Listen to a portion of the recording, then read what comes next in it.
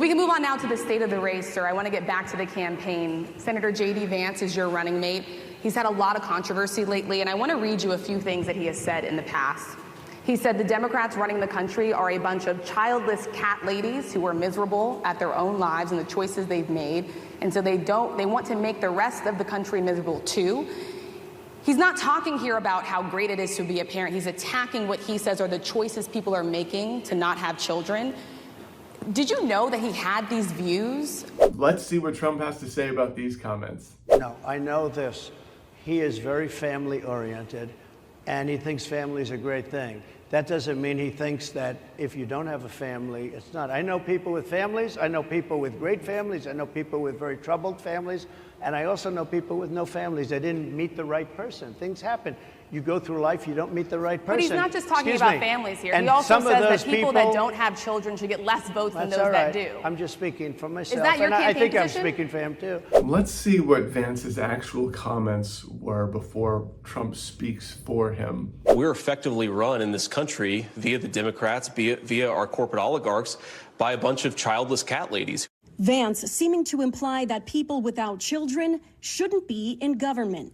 You look at Kamala Harris, Pete Buttigieg, AOC, the entire future of the Democrats is controlled by people without children. Those claims sparking fierce backlash. Democrats opening up a new attack line on the GOP ticket, branding the newly minted pairing weird. But Trump still managed to get upset at the reporter asking him, rather than upset at the fact that he picked Vance, doing literally zero research on him.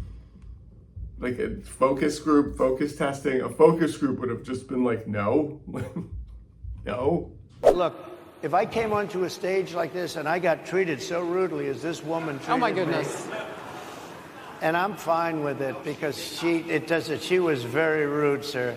Very rude. That wasn't a question. She didn't ask me a question. She gave a statement. That wasn't a question. I repeated your statement, sir, actually. Oh my God. So it's been, I was, I'm going to say lucky enough. I was at the RNC when J.D. Vance was announced as Trump's VP pick. So I got to see people's reactions real time. People's reactions at first, they hadn't been told what they were supposed to think.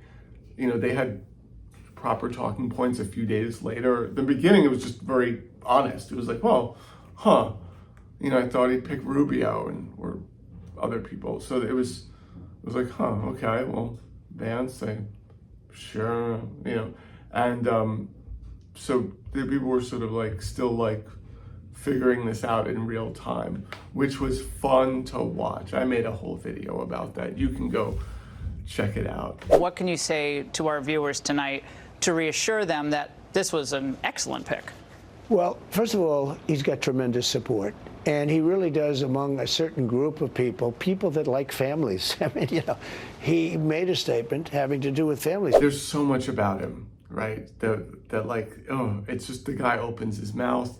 He's terrible at like not saying the quiet part out loud. I mean, this is a guy who is, I think the more entrenched you are in MAGA, in the MAGA-verse, the less guarded you are about your language and the things you say because you're around, these like-minded people. And this whole, we're going to protect the nuclear family, at every, at the expense of everyone else, at the expense of, getting rid of divorce, getting rid of reproductive health care, all of those things.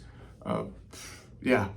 Ooh. I mean, he could have just, focused on the economy and, just said things economy related and, did the normal MAGA Republican route of just hiding the fact that you're a psychopath and just, speaking about average everyday issues, and we'd have to like dredge up and, connect dots and everything. He connected all of the dots for everyone. I mean, the cat ladies, the, people should stay in violent marriages, and the fact that he called Trump America's Hitler. I mean, it was just phenomenal. Vance has been, Vance, dude, we love you. I mean, you have just been just a godsend. We thank you from the bottom of our hearts. And I would pay money right now to sit in and be a fly on the wall on some of these strategy meetings where they're just like, wait, can we fire Vance as VP? Because that would be catastrophic. Like Vance would have to literally step down, and like Vance would have to like something, they would have to like fake a car crash or something. And I'm sure this is like, they've talked about this in strategy sessions. Like, can we just like fake a car crash? He gets in a car crash and then he's like, sorry, I'm not gonna be able to campaign anymore. There's gotta be something, because I know there is a huge amount of buyer's remorse. He doesn't poll well. He offends Republican women.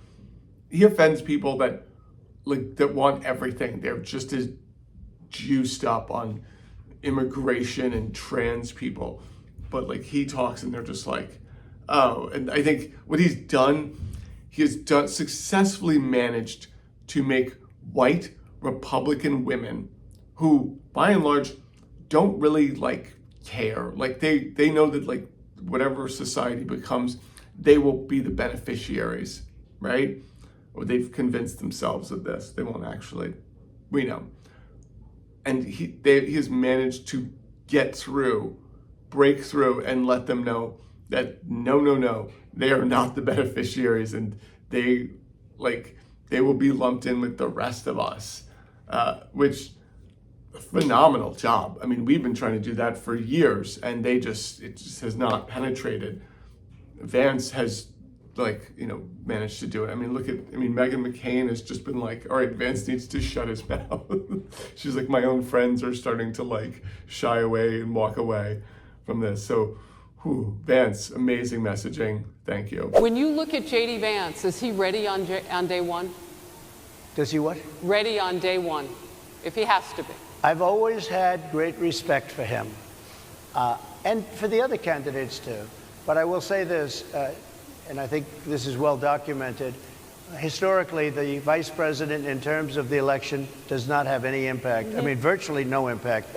I am sure that at the end of the day, I'm sure there's been people that work in strategy and messaging and advisors that have straight up told Trump that this was like a bad hire and a bad VP pick, because it's not working. He's losing in the polls.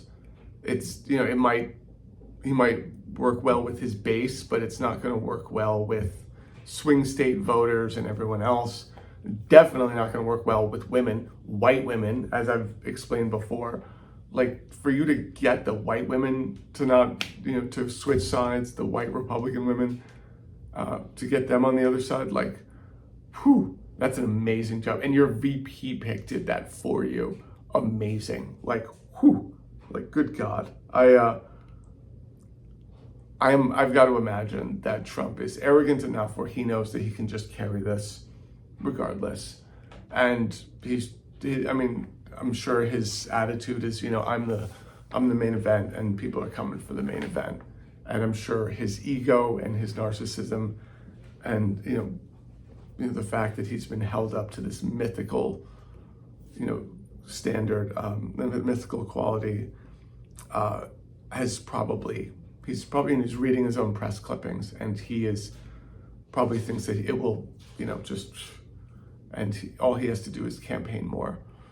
I don't see it being a positive for Trump at all. I think, they'll figure out some ways to, get behind it, maybe hope that people forget what JD Vance has said and continues to say, and that he doesn't know how to hide the quiet part. And I think that proves how MAGA he is. Because in my own experience, and when I interview MAGA, the more MAGA someone is, the more misogynist, racist, xenophobic they are. They have a very hard time hiding this.